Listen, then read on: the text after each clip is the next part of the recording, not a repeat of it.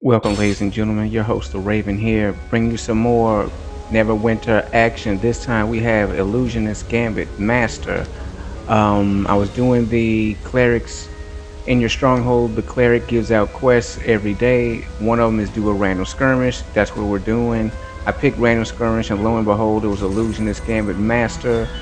Um, Very fun. I didn't realize going in, I didn't look at the party composition. I was just kind of like lock and load.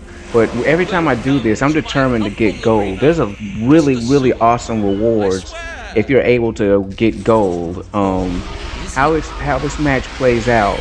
I've done a video on this before, but this time I'm more experienced with actually how it goes. So this what happens is the Illusionist Gambit is a set of 3 matches. It takes place underground in like the sewer or maze or dungeon or whatever. And what it is, this wizard, he transports your party. You know, he like casts illusions on you to, transport you to this, various arenas. These arenas can have different effects. As you can see, one of the effects on this arena is that dragon flame fire column that spins around. Continuously rotating, continuously damaging any player caught in it. I'm not sure if it pushes you back. I don't think it has knockback to it, but it will wear you out if you're not paying attention. If you stand too still or getting too greedy trying to deal damage, and you're in that fire stream, you can die very quickly. And that's just one of the various arena rules or effects. So you're transported to the illusions cast you into arena. They have different effects, and also these can affect the monsters, and the monsters are random. You never know what enemies you'll be facing next. There is a set group, there's only obviously there's only so many monsters in the Neverwinter or the Dungeons and Dragons universe anyway, and there's only so many monsters in the game. So it's going to be something, a monster. It will always be a monster that you've been, hopefully if you're doing Illusionist Gambit and you're going for gold, hopefully you've seen every monster type that possibly could, come at you in this arena. But the thing is, you don't know who, when, where, and what order, and under what conditions, because the conditioned arenas have very powerful effects. The fire stream is dangerous. There's fallen rocks, patches that exploding mines, flames on the ground, ice on the ground, player effects like getting turned into a chicken, which will happen in this video. Monsters reflect damage, which is extremely deadly, especially as a control wizard. I deal out a lot of group damage, and having that reflected back on me, it can kill me instantly. I don't have that much hit points, and if you're dealing 30,000 damage to 15 enemies, and that gets reflected, I mean nice knowing you, so that's very dangerous for me. Here you had the brain swarm. You had different swarms. Like here we face the mighty brain swarm. I think the brains and the gelatinous cubes, I think those are the most dangerous swarms.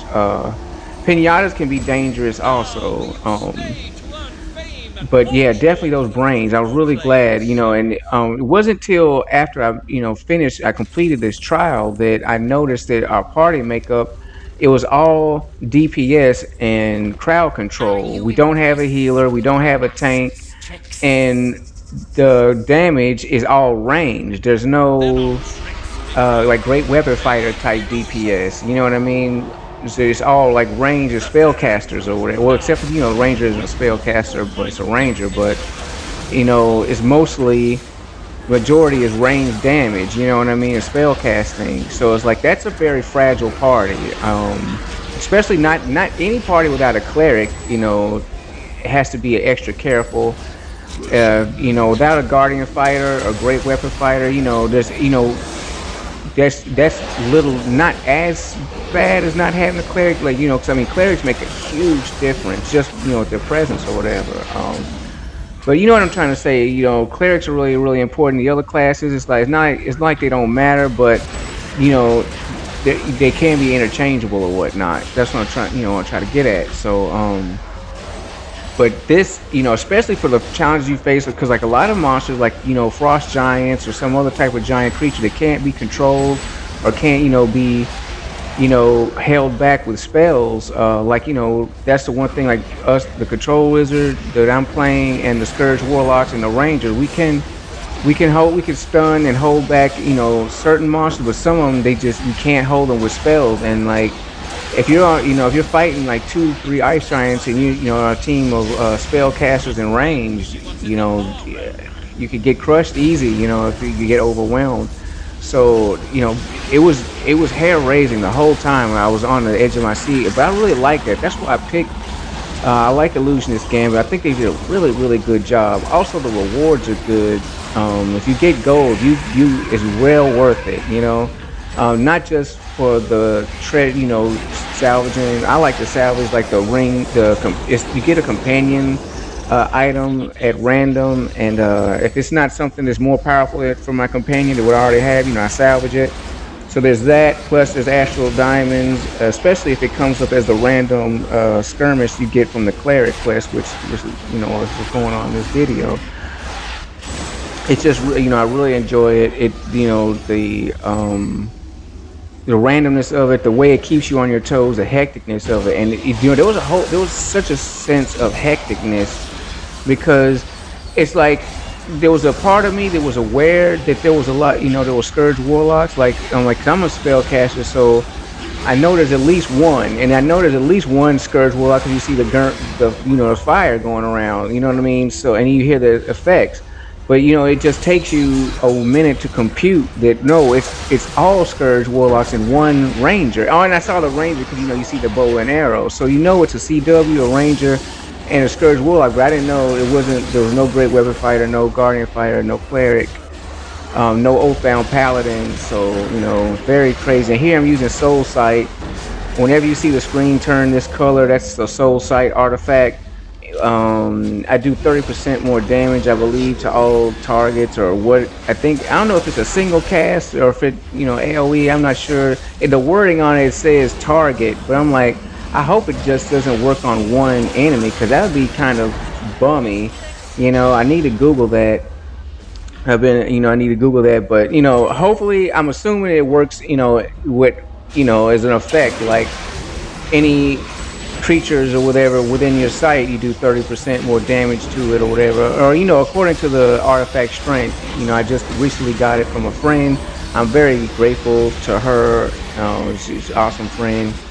Yeah, it's really kick-ass soul sight gem or whatever. So here we got the behemoth, very dangerous creatures. I personally though, I find it when at the end of each round, there's 3 rounds in this tournament or whatever, this match. At the end of each one, there's a boss summoned or whatever. Not sometimes, but all the time, there's some type of giant creature, whether it be a giant scorpion or a beholder, or something, a dragon.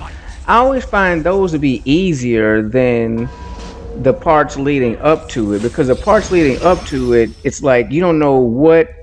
There's such a variety of attacks. There's spellcasters mixed in. There's little archer guys. Such a variety of enemies. It makes it difficult. It makes you have to really pay attention. And I've been on very many unsuccessful runs of this.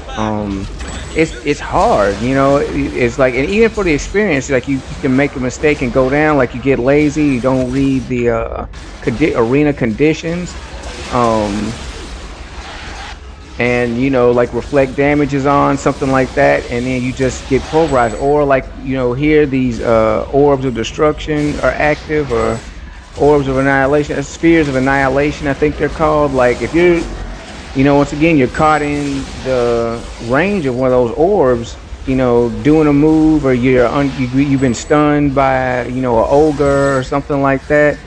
I mean, but there goes your health, you know what I mean? Bye bye. So it's just really, really fun, and I think this is the way to do random, in my personal opinion. And why I like Illusionist Gambit so much is the exact opposite of the reason, and the antithesis, or I don't know, the doppelganger of the reason why I hate the River District and the Cloaked Ascendancy campaign so much. is because those random stupid holes. Every time you go into that dang sewer hole or cave or dig site or whatever, it's a random like place down there. Like it's so ridiculous, and it's it's tedious, it's boring, it's irritating, it's frustrating, it's time wasting. But this is like, yes, you don't know what you're gonna get. It's a mixed box. It is random, but it's only gonna be so. It's only gonna be for so long. Like if you make it to the end, that's it. You don't have to like, oh well, you made it all the way to the end, but this ain't the right tomb or something, whatever. Or you paid all these coins to get an access pass to this site, and then you go in there, it's not the one that you need for your quest. It's like, well, give me a break. That's ridiculous. This is like, no matter what they throw at you, just get through it, and you got it. You know what I mean? You don't have to worry about the outcome, as long as you do your best to get through it or whatever. Sometimes you will fail. I mean, it's a difficult challenge.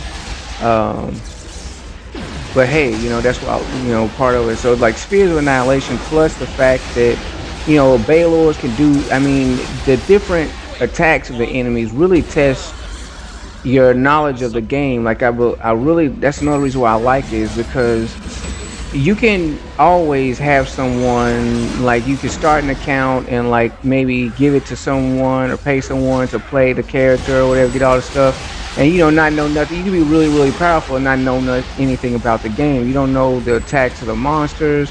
You haven't experienced them in different groups or combinations or whatever. And it's just, you just have like a really fancy person or whatever. With Illusionist Gambit, like because of the enemies are mismatched, you have to have experienced them. You have to know that if I don't do this guy, he's gonna cast a spell, or this ogre is gonna swing and stun me, or whatever. You know what I mean? Things like that, of that nature. The experience, it really rewards you for having played through the campaign, played through the game, and leveled up. It's like it rewards that experience and that hard work. And that's just like a subtle thing, that it's not about graphics, it's not about gameplay. You can't program that. It's like an intrinsic kind of trait that, hey, because you fought through mountains and caves and underground lairs and dark temples and all this stuff, you do know how to deal with goblin swarms or the wolf pack. Like right here, these are the wolf pack, from the Grey Wolf tribe, those crazies. Well, they're not crazies. I forgot. They may not be the Grey Wolf tribe. But in Velos, they're the bad werewolves or whatever.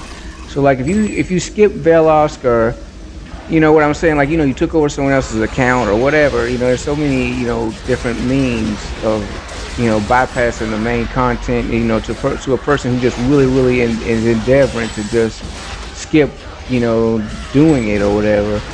There's wolves, goblin swarm, like you won't get experience with that until you get to Cho. There'll be goblins in groups and packs, but a swarm is a very different experience. Like here, it looks easy. It looks like they're just dying left and right, and we're not taking any hits, but it's just, I can't describe it to you. It's not as simple as it looks. It's insane. And I've seen people die to it. You can die to the goblin swarm, the cube swarm. Those swarms are intense. So anyway, what do we have here? We have the master. Finally, we're at the master. At the end of the third round, the final boss is always the person who started the challenge in the first place and who cast the illusions. I guess this is like a illusory or spectral version of himself or whatever, and you gotta take him down. So always be prepared for that. That's the one constant you can be prepared for, is that this guy will always be the last boss. If you beat him, that's gold. If you die or quit, there's a vote between each of the 3 matches, the 3 rounds. If you die or quit before that, you get voted off. So anyway, that's Illusionist Gambit Master. I hope you enjoyed it. I'm your host, Raven. Like, comment, subscribe, and most importantly, have a great day.